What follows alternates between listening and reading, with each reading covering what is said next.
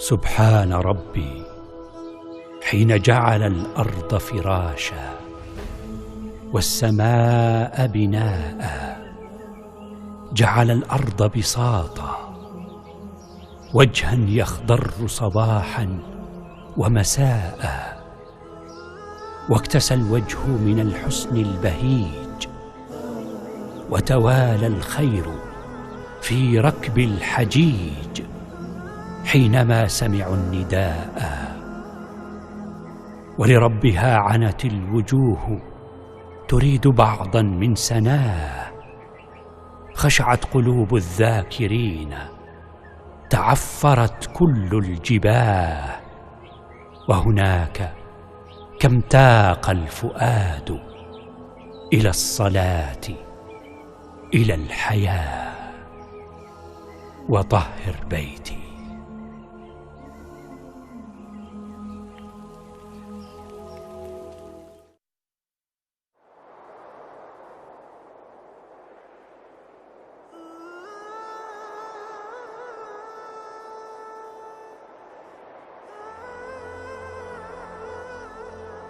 فيه المثابة والأمان، فيه الرياض لمن تعلق بالجنان، وأريجه مسك تناثر في المكان وفي الزمان. يا طالبا دار المقامة والخلود، طف بالعتيق وناجه الرب الودود، وتنشق الرحمات طابت بالعبير وبالورود. الروح بالحق سمت والنفس منه تعطرت، وشذاه قد عم الوجود. وطهر بيتي.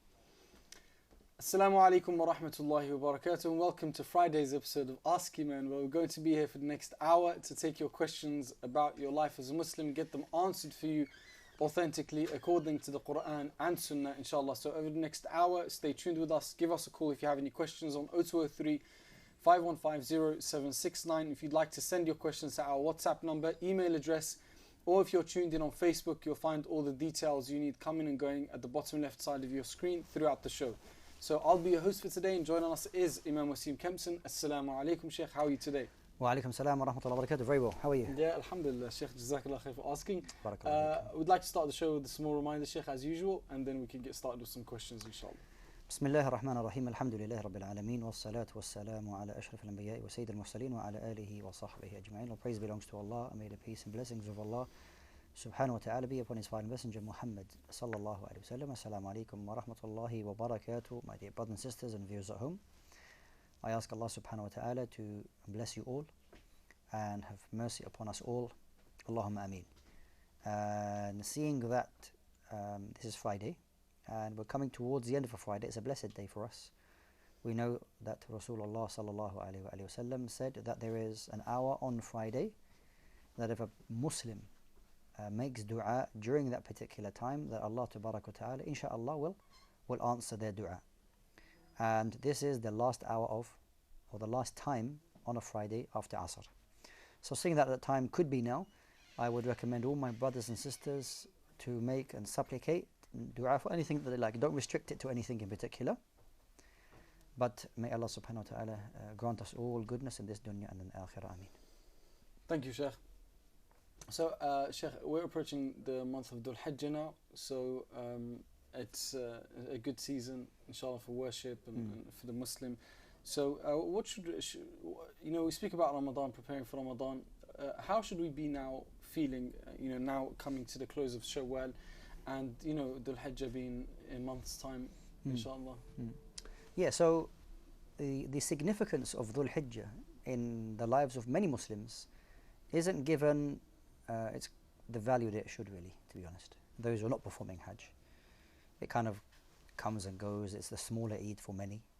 Of course, Eid al-Fitr is the first of Shawwal, and the climax is with the end of Ramadan. Everybody's waiting for the fasting to finish, and then you have that day of celebration. However, for those people not performing Hajj, it's quite easy for those people to, the days to come and go, and they can pass them by. But we know that the Prophet ﷺ told us that the most beloved actions that can be done are those actions that are done on the first 10 days of Dhul Hijjah. Okay, so these are most beloved days to Allah subhanahu wa ta'ala in the whole year. What can you do on those days? You can do anything you like in terms of goodness. You can worship Allah subhanahu wa ta'ala with your salah, your obligations, which of course is the standard, the foundation. You can give charity each of the days. You can fast each of the days. In fact, the 9th day of Dhul Hijjah, which is the day of Arafah, it is for those who are not performing Hajj, it is recommended for you to fast that one day. In fact, that the Prophet ﷺ told us that it is hoped that a person who fasts that day, it is hoped that their sins will be forgiven for the forward year and the past year. So it is definitely a special season for Muslims, and we shouldn't let it go pass by. And the more you read about it, I'm sure if the brothers and sisters do some research on the blessings or the virtues of the first 10 days of Dhul Hijjah, they will find many things, inshallah. Jazakallah khair, Shaykh. Thank you so much. Now, Shaykh, in the days of Dhul Hijjah, a very relevant story is around one of the prophets, or one of the greatest prophets in Islam, and it's the life of the Prophet Ibrahim. Do we need to reflect on the life of Prophet Ibrahim during this period? For example, of course, like you said, there's acts of worship that we should be doing. Should we be reflecting on kind of benefiting from the life of the Prophet Ibrahim whilst in these acts of worship, because they are kind of things to do with patience and sacrifice and so on? Yeah, so we know that the Hajj, or the pilgrimage, is not something specific to the practice of Rasulullah sallallahu alaihi wasallam. But we know that Ibrahim alayhi salam with his son Ismail alayhi salam, two prophets, they were commanded by Allah Azza wa Jal to rebuild the foundations of the Kaaba and to re-establish it as a place of worship. And we know that the Prophet ﷺ told us that many prophets, they performed pilgrimage in the past.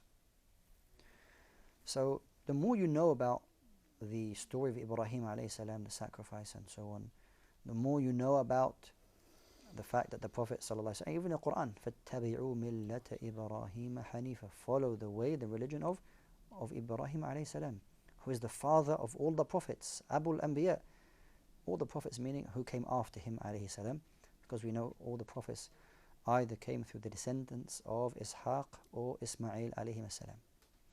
So there's a big link between the performing of the Hajj and the rites that were instructed by Allah subhanahu wa ta'ala to Ibrahim alayhi salam, and likewise the Prophet alayhi salam, bringing that for us so that we can do that even till now.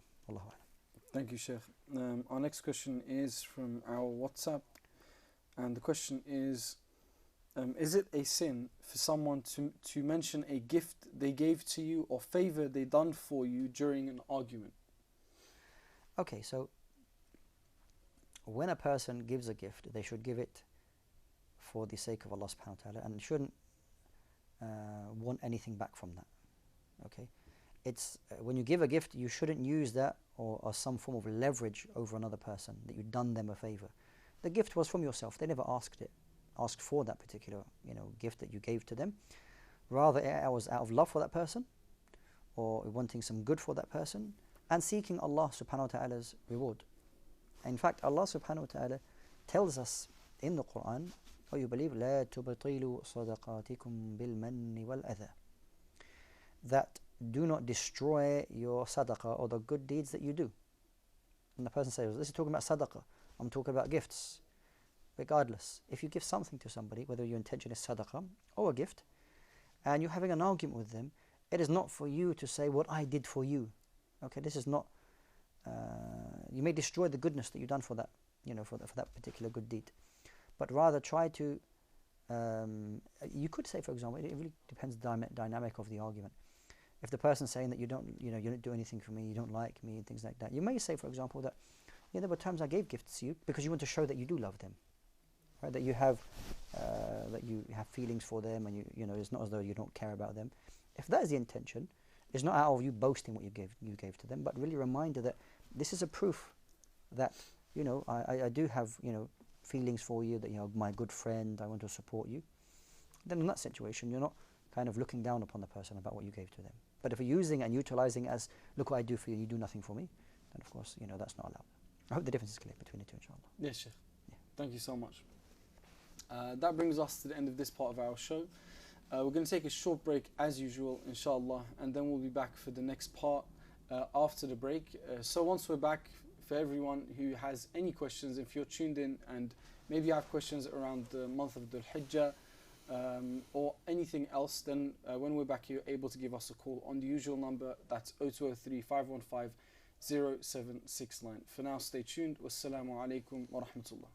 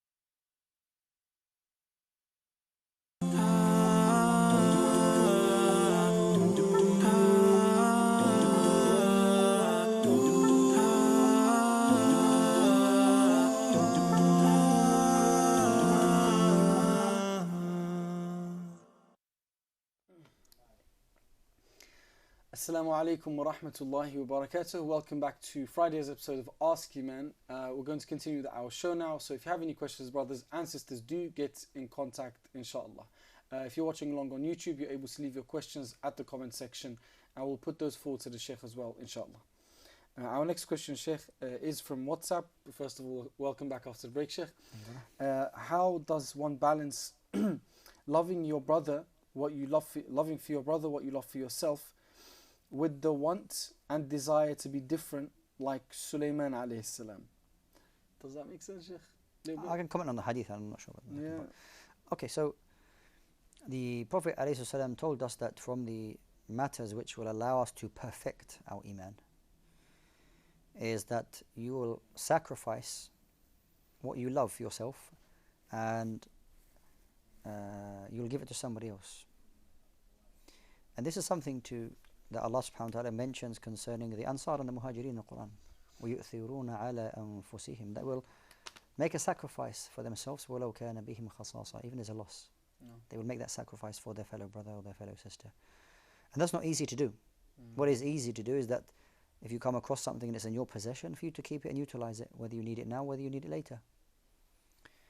So and it's not easy for everybody, not everybody will reach that station, is that when you receive something that even though you need it, maybe you think the need of your brother or your sister is more than you, or you just want to just make a sacrifice and give it to them, then this is part of perfecting your iman, subhanallah. So may Allah allow us to reach that station. Ameen, Shaykh. Jazakallah khair. Our next question, Shaykh, is Assalamu alaikum. Is it okay to go to the gym that has music in it, but you are not listening to it attentively? You have your earphones on loud, listening to something else, for example, nasheed. طيب. So you're not listening to the music then, because if you can't hear it, you can't listen to it. So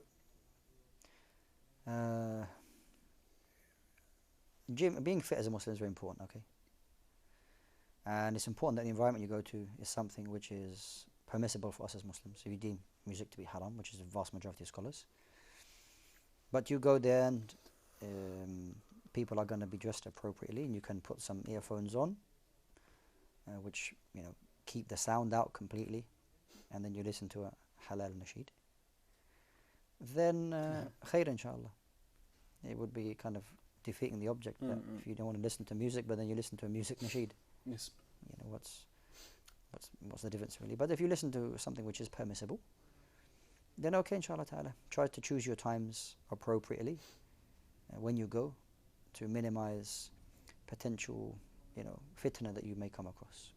Fear Allah as much as you can. Thank you, Shaykh. Now, Shaykh, we have a lot of things like nasheed these days. What I mean by a lot of things like nasheed, meaning alternatives to help us with our iman or stuff like that, or that's the intention or the idea that's been painted, I don't know. But at the time of the Prophet ﷺ, Shaykh, did they have like these type of alternatives? We've got the Quran, we have the Sunnah, we have our prophets, and the guidance. Was there stuff like this, like nasheed and alternatives, but there's like, if that make counterparts to buffing your iman or something? Yeah, sure. So there was no such thing as, if you like, the word nasheed. You don't find that in that fashion. Wallahu alam. But we know that the Prophet ﷺ had like poets. Hassan ibn Thabit, for example, was one of the poets of the Messenger sallallahu alaihi wasallam, and that at times he would be asked to say certain things with good meaning. Okay, so these things, or poetry that was used in that way, was never a diversion, and never took people away from the core recitation of the Quran. There was no battle in the heart of a person whether I should read poetry or should I read the Quran. The Quran was the single most important thing that they would read and they would recite. But as long as that what they're saying is free from musical instruments, has a nice meaning, is a good meaning, maybe to remind you of Allah subhanahu wa ta'ala, to remind you of good behavior, good things, then that's okay, inshallah ta'ala. Obviously the person should not serve as a diversion for them away from the Quran. A person maybe have memorized all of these different spoken words and knows it verbatim, word for word, and doesn't know anything from the Quran. Then you think maybe you need to shift your priorities on that. But in essence, if it's something which is balanced, then la haraj, inshallah. Shaykh, sometimes, including myself, we may find ourselves in a position where we're struggling to keep up with our duties to Allah, for our salah and other things, trying to do your best with adhkar and stuff like that, and maybe fasting, being good to people, manners and everything, but you find that you barely ever open the Quran, ever.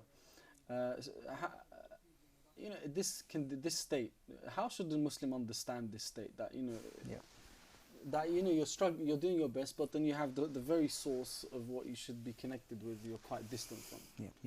So I understand that people's lives can be very busy, and there are times where maybe a person falls into a situation where they may not recite the Quran other than in their salah. I'm not talking about the salah. Alhamdulillah, you're establishing your 5 daily prayers and you're reciting al-Fatiha, at least 17 times a day. Maybe you're reciting other short surahs with that. Alhamdulillah, there is some connection with the Quran through the prayer. So, a person may say that, I don't physically pick up the mushaf every day, but if a person is establishing their prayer, alhamdulillah, that there is an attachment to the Quran, whether you recognize that or not, because you are, reciting al-Fatiha. And you may be reciting, whether it's Qul huwallahu ahad or wal asr or إذا جاء نصر الله والفتح وإذا زلزلت الأرض زلزالها, whatever chapter you're reciting. This can allow you to have some link to the Quran. Okay. Now, outside of the salah, which is a more kind of as a different scenario, because you're not thinking that after this point I need to go into ruku' and then I need to come up and then I need to go into sujood and things like that. You're free from those obligations. You just have like the pages open in front of it. It has its own kind of sweetness. And a person who doesn't do that frequently really will miss out on quite a lot. Whether it's I only know the short surahs, then you need to make an effort, maybe to on your devices. Life has been made very easy for us by Allah subhanahu wa ta'ala, alhamdulillah. So I would say really try to make an effort. Maybe you can get reminders on your phones, on your watches, or just to read half a page a day, 3 ayat a day, just to do something. Okay. So I would say that if that's gone in the past, then may Allah forgive us all. But try to make a concerted effort with a pure intention to at least try and do something every day. Thank you, Shaykh. With that, we're going to go to our next caller of the show. Assalamu alaikum to our caller. Welcome to the show. What's your question for us today? Wa alaikum assalam, brother. Brother, the question is regarding salah. Say if someone's working and it's time for Dhuhr salah. I know for Dhuhr you're supposed to do 4 fard and 2 sunnah. Now, when you're working, you have very limited time. Is it okay if a person just read the 4 fard, or does he have to read 4 fard and 2 sunnah? If you can answer that for me, that would be very appreciated, brother. Okay, thank you so much for your call, brother. May Allah reward you. Stay tuned, we'll get that answered in a few minutes. We're going to go now to our next caller. Assalamu alaikum to our caller. Welcome to the show. What's your question for us today? Assalamu alaikum, you're live on Eman channel. What's your question for us today? Wa alaikum salam wa rahmatullahi wa barakatuh. I would like to know when is the best time to do the morning azkar, at the moment, because Fajr is around a few minutes to 3, so it's still dark. Provided you wake up for tahajjud and then you did your Fajr, do you do your morning azkar immediately after Fajr, then you go back to sleep until sunrise, or do you do it when you wake up later, when it's daytime? Okay, thank you so much for your call, sister. May Allah reward you. Stay tuned for the answer. Inshallah, we'll get that to the Shaykh in just a minute. We'll go to our next caller now. Assalamu alaikum to our caller. Welcome to the show. What's your question for us today? Assalamu alaikum to our caller. Welcome to the show. What's your question for us today? If you could just turn your volume down and listen to me through the phone, then that would help you hear me on time, inshallah. Hello, assalamu alaikum wa rahmatullahi wa barakatuh. Hello, Sayyid calling from Manchester. Salam, brother Saeed. Welcome to the show. And your question? Yes, my question to Shaykh is that, Shaykh, in a case where a person is not able to do sajda because of some problem and he offers a prayer by sitting on the chair, can he complete his prayer, the rest of the prayer, by standing and do his ruku and then do the sajda by sitting on the chair? That's the first question. And in relation to that act, when he wants to go for sajda, can he keep his hands on his knees, or is it acceptable, like many people extend their arms in the air as such? So could you please explain the right act? And my second question is, with regard to some authentic references, if there are any surahs from Quran which are recommended to read at certain times for certain reasons, which could be illness or it could be some other matters in which they are helpful to read? Okay? Yep, that's all clear. Thank you so much, Brother Said, for your call. May Allah reward you.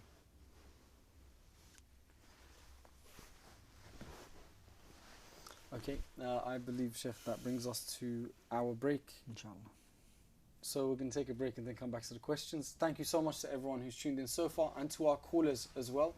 We're going to take another few minutes break. As soon as we're back, we're going to get started on the questions we received from you, our callers. And you're welcome that if you have any other questions for everyone watching at home, to give us a call once we're back. For now, stay tuned. Wassalamu alaikum wa rahmatullah.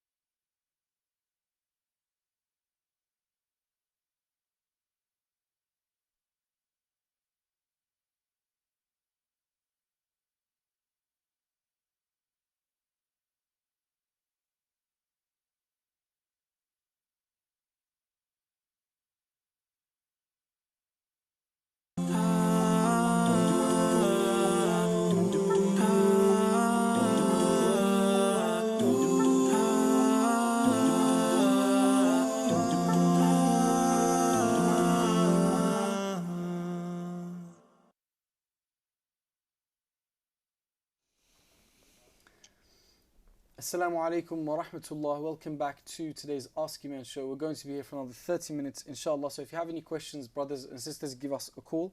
Assalamu alaikum, Shaykh. Welcome back after the break. So we're gonna go right into our questions, which we got from our calls before the break. The first question is it okay to just pray fard? If you're busy at work, is it okay to leave out your sunnah? Okay. So this goes back to accountability, what I have to do and what it is recommended and good for me to do. So on Yawm al-Qiyamah, on the Day of Judgment, Allah subhanahu wa ta'ala will question you about your 5 fard, your 5 obligatory prayers. Fajr, Dhuhr, Asr, Maghrib and Isha. If you didn't do that, then that's a problem. If, however, you didn't pray some of the sunnah prayers, then you're not punished for that. You know, if a person's at work and obviously praying, you know, 4 sunnah before Dhuhr and you pray 4 Dhuhr and you pray another 2 after that, I mean, that's 10 rak'at, mashallah, which may take you a little while. And if you're at work and it's time restrictions, and you've only got time to pray your fard, then you can pray your fard, alhamdulillah, and there's no sin upon you if you didn't pray your sunnah prayer. But ensure that if at other times where you can offer those sunnah prayers, then you should do so. But you're certainly not sinful for leaving them because you simply don't have the time. May Allah subhanahu wa ta'ala make it easy for us all. Thank you, Shaykh. Jazakallah khair. Our next question is what's the best time to make the morning adhkar? So the adhkar in the morning and the evening, the best time for it is after when you have prayed Salatul Fajr. Up until sunrise. That's the best time. Okay, and in the evening it's after Salatul Asr. That's the best time. It doesn't mean that, let's say, you prayed your Fajr and it's extremely early. Let's say you prayed your Fajr at 3 in the morning, 3:15 in the morning. And it's difficult for you to stay awake for another 20 minutes or half. You go back to sleep and then you wake up maybe 6 or 7 or something like that due to your circumstances. Does it mean that you can't make any adhkar of the sabah? No, you can. You can still do it, inshallah ta'ala. Although the time for the best time being it is a little bit earlier. But if you happen to do it a little bit later, when you woke up after that, you went back to sleep, then it's permissible for you to do that, inshallah ta'ala. Thank you, Shaykh. Our next question is where a person can't make sajda due to something, or can they pray standing up, do their ruku', but when it comes to the sujood, do it on a chair? And secondary to that, should they place their hands on their knees or extend them out into the air? Okay, so it's an important question. There are times when, due to their health, as you know, and the Prophet ﷺ said, "Salli qa'ima," that you should stand. You should pray standing. If you can't do that, you pray sitting. If you can't do that, you can pray lying down. Now, if the person is able to begin the salah standing, then they should do that. Okay, sometimes you find, subhanAllah, a person does have an ailment, maybe they've got a back problem, maybe they have an issue, it's difficult for them to go down in the ruku' and sujood and whatnot. But so they go and bring a chair, that's absolutely fine, and they start the salah sitting down. After walking to the back of the masjid, picking up the chair, mashallah, bringing the chair to the front of the masjid, and then they go and sit down at the beginning of the prayer. Well, if you were able to stand at the beginning of the prayer, then you should do so. If after that it's difficult for you to continue, then by all means, absolutely no problem, you can sit down. And then when you go into ruku' and sujood positions, you ensure that the sujood is you move forward further than ruku'. Now, when you go down into, if you are on you're sitting down when going to ruku' or sujood, obviously when you're in the ruku', normally your hands are on your knees. Okay, so then you do that, you move forward slightly, and then you move back. Sami Allah wa liman hamida, rabbana wa lakal hamd. When you go into sujood, often you find somebody, they're putting their hands in air like this, because they see a difference between ruku' and sujood. When you're in ruku', of course you put your hands here. So in the sujood position, they put their hands out here. The correct way of doing it is also to place your hands, albeit in the same place, but that's where you put them, and you don't hang them out. This is based upon the Prophet ﷺ statement, umirtu an asjuda ala sab'a a'zam. I was commanded to prostrate upon 7 bones. Now, when you're prostrating, obviously, you do as much as you can.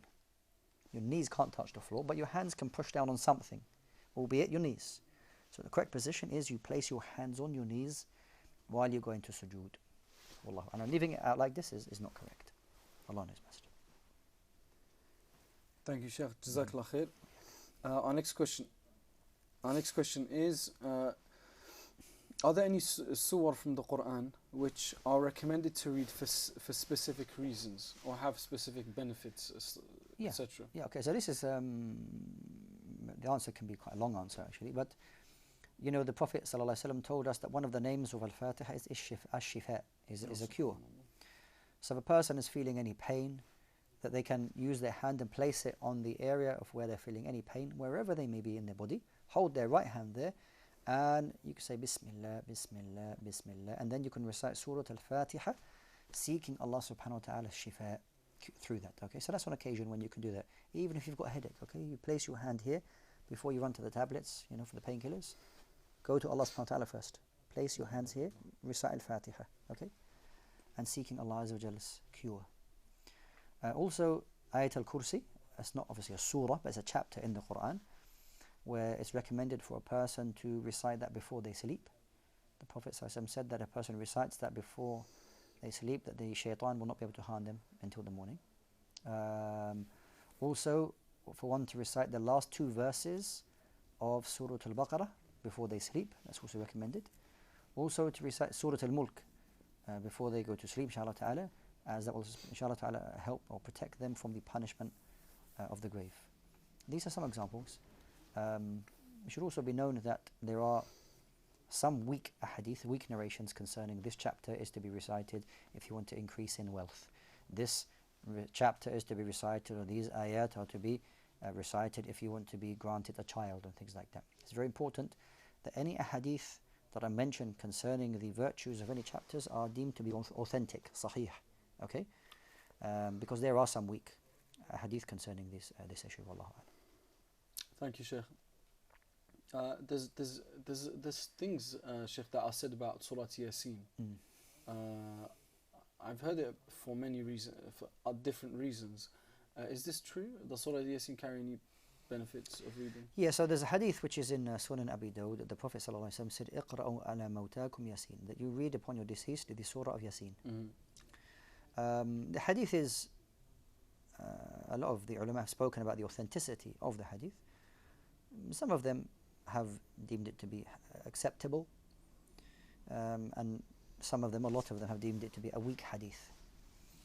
But even if you take it as authentic, and so it is a practice, it's difficult to say it's bid'ah, because there are some ulama who accepted the hadith, and that needs to be respected. And it's not to just call out everything that it happens to be. If a person deems that hadith to be weak, that everything is bid'ah. It's not the way. The ulama of the past didn't react or behave in this manner. But it says upon when the person passes away. So you do find some people, when the person is still alive, they're reciting Surah Yasin. Well, the hadith doesn't say that. The hadith says upon the person who's deceased. So that wouldn't be following the hadith, okay?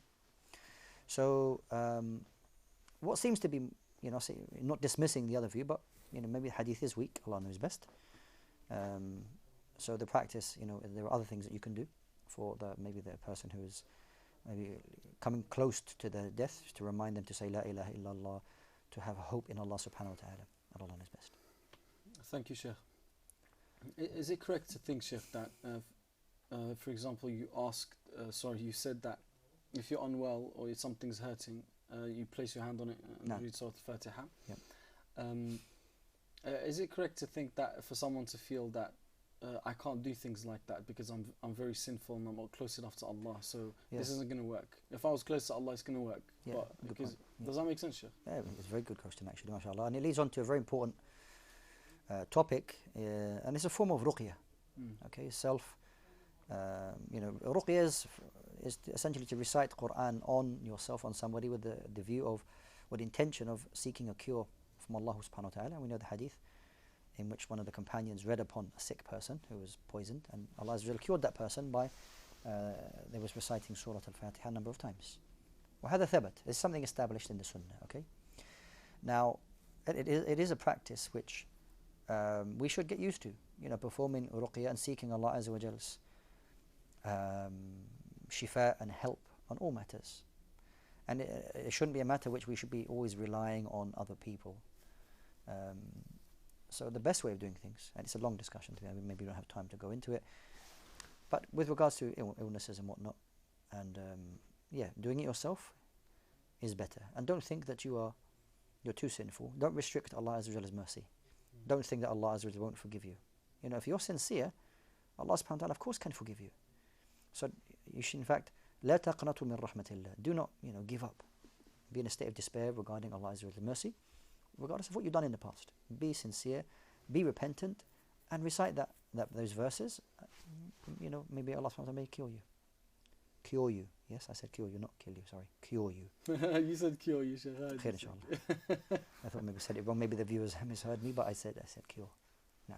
Jazakallah khair, Shaykh. Thank you so much. Our next question, Shaykh, was from our. Okay, so we're going to take a break, Shaykh. Okay, it's time to take a break. So thank you so much to everyone who's tuned in. We're going to be back for our last part today of the show. So this is going to be our last break for today for a few minutes. So once we're back, brothers and sisters, you can give us a call on 0203 515 0769, or if you're watching along on YouTube, you can leave your question at the comment section. Otherwise, you have our WhatsApp and our email address that you can use to send your questions. For now, stay tuned. Wassalamu alaikum wa rahmatullah.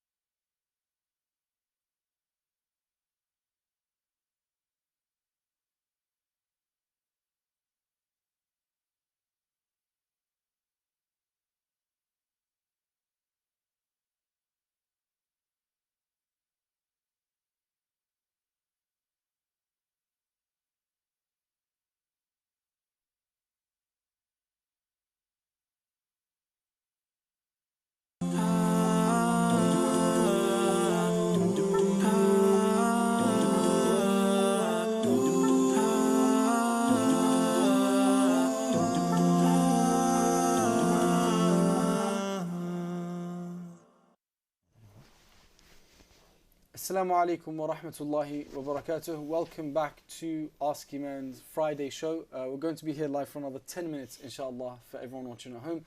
If you have any questions, give us a call now to ask them, inshallah. Otherwise, you can send your questions to our WhatsApp email address, or if you're watching along on YouTube, you're able to leave your questions there, inshallah. Assalamu alaikum, Shaykh. Welcome back after the break. Wa alaikum salam wa rahmatullahi wa barakatuh. So our next question, Shaykh, is from our calls. We finished with that. I would just like the Shaykh to speak a bit more about this topic of ruqya, but also expand on, we know ruqya for ayn and black magic and possession. Yep. Now, is this an understanding that the Quran is able to give you relief and help you? Meaning that it could be any situation which is really difficult physically or mentally, or an illness, that you can turn to ruqya? Or is it a more stricter understanding that ruqya is more relevant, much more relevant to ayn, black magic and possession? Okay. Do you understand my question, Shaykh? I will answer it and you can tell me if I understood it. Okay. So with regards to ruqya, there's like three approaches. There is two kind of extreme ways of dealing with it, and then there's the middle correct path. The kind of like extreme ways of approaching it is that people have used it as a business and have really no care for the people who are being recited on, because if you're talking about the UK or other places where it's not regulated at all, so for sure there's going to be malpractice concerning that.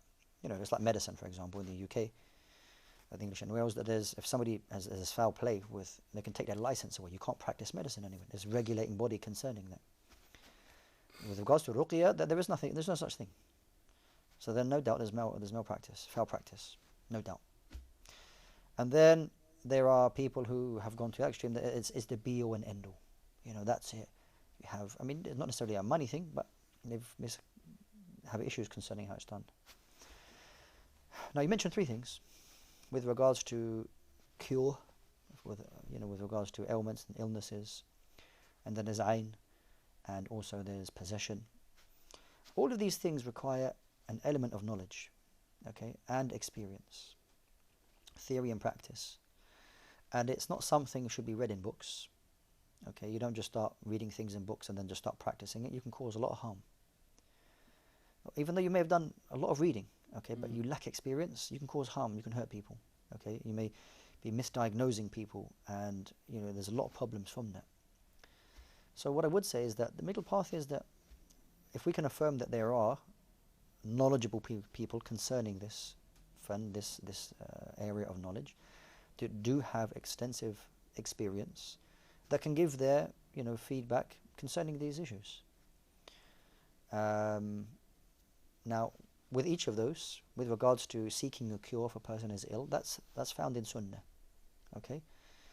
That's not something a person can reject. With regards to ayn as well, that's the Prophet ﷺ said, al-aynu haqq, that the evil eye is something, is a reality. And there are many hadith concerning that. Now, of late, with regards to magic and possession, I found that there's a lot of discussion concerning this and the reality of it. Discussion is long. The point I want to make is that throughout Islam and scholarship there are different views concerning the ability, or whether a jinn can possess somebody, or whether magic is something that can affect a person directly. There are those who have very absolute and dismissive points of view, in that this is something, it's not a reality, it can't happen, there's nothing from Quran and Sunnah. That's, and you put that in a public arena, and that causes a lot of confusion. In that a lot of people don't know how to deal with that, especially on social media. And there are elements of knowledge which the vast majority of people have no clue of how to deal with that knowledge. So when you see articles written dismissing it, there's nothing from Quran, nothing from Sunnah, nothing to establish it medically and whatnot, and then it's almost like, well, there are other views which state that it can exist, it can happen by great ulama. So I think that with these issues, they should remain in an academic arena. They should remain in an academic, because once you start talking and writing in an academic way, don't start addressing the awam. Don't start addressing the lay people with academic talk and very complicated talk, because people just become more confused. I'm not sure whether it's a lack of experience or lack of hikmah on the behalf of a person who speaks like this. But no doubt the discussion is there, not a problem. But let it be discussed at I don't want to be dismissive or, in an academic way, okay, where you can have your own views, but you must bear in mind how people will accept that information, and that there are other views which are valid. So I would say that we have to be very careful when practicing it, understanding who we go to and who is speaking about it and where you put this information. Yes. Because you can cause more confusion, more harm than that's what's happening at the moment. And again, it all goes back to things like this are unregulated. No governing body. Yeah. Muslims doing everything and everywhere. May Allah help us all. Ameen, Shaykh. Thank you so much for that, Shaykh. We're going to go to our next caller now of the show. Assalamu alaikum to our caller. Welcome to the show. What's your name and where are you calling from? Assalamu alaikum. You're live on Ask Eman. What's your name and where are you calling from? Okay. Well, if you'd like to call back, inshallah, you're very welcome to and ask your question. For everyone else watching at home, you can give us a call on 0203 515 0769. Otherwise, you can send your questions to our WhatsApp number, email address, or our YouTube live stream, inshallah. So, Shaykh, we're going to go to our WhatsApp questions. Our next WhatsApp question is, if I don't make intention for Umrah out loud and perform Umrah, is there a kafara for this? So the intention or the entering the state of ihram is one of the conditions of your Hajj or Umrah. So if your Hajj or Umrah to be valid, then your intention needs to be there. And what is your intention? According to the majority or a large number of the ulama, the intention is something which is of the heart, not something of the tongue. Even though at the time when you're entering the state of ihram, when you intend to do that you will either say labbaik Allahumma umrah or labbaik Allahumma hajja, or both of them together. So based upon taking the view that the wording, what you're going to say, is not part of the intention, then what is in your heart is sufficient. As long as you intended, then that would be sufficient for you to enter the state of ihram, and you missed out a sunnah of making or saying that particular words. Those who are of the view that the wording is part of your intention, then you have missed out part of your entering the state of ihram, and you need to enter the state of ihram. If you had gone past the miqat, then either you go back to the miqat and resume your ihram, or because you passed the miqat unnecessarily or without making the intention for ihram, then you would have to make an expiation, and that would be either fasting 3 days, or to feed 6 people, or to have a sheep slaughtered and distributed to the poor people of Mecca. Jazakallah khair, Shaykh. We're going to go now to our next caller of the show. Assalamu alaikum to our caller. Welcome to the show. What's your name and where are you calling from?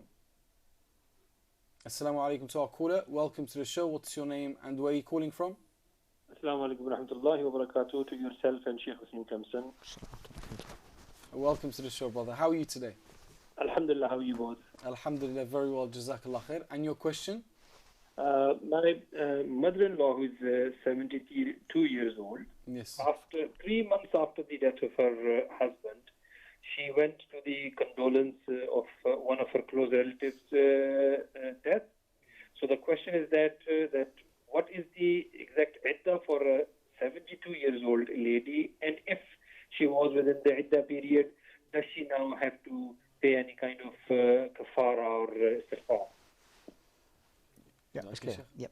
Thank you so much for your question, brother. So the iddah of a person, a woman, for example, her husband passes away, her iddah is 4 months and 10 days.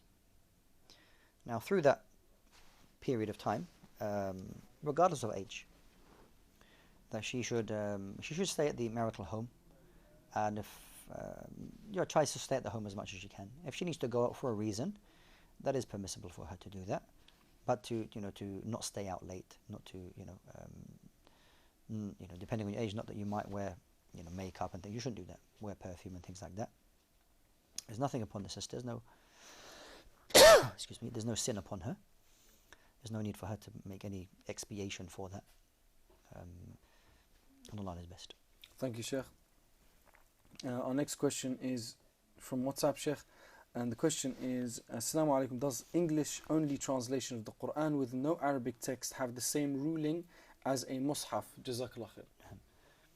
So if you have a book which has only the translation of the meanings of the Quran, it does not take the same ruling as a mushaf.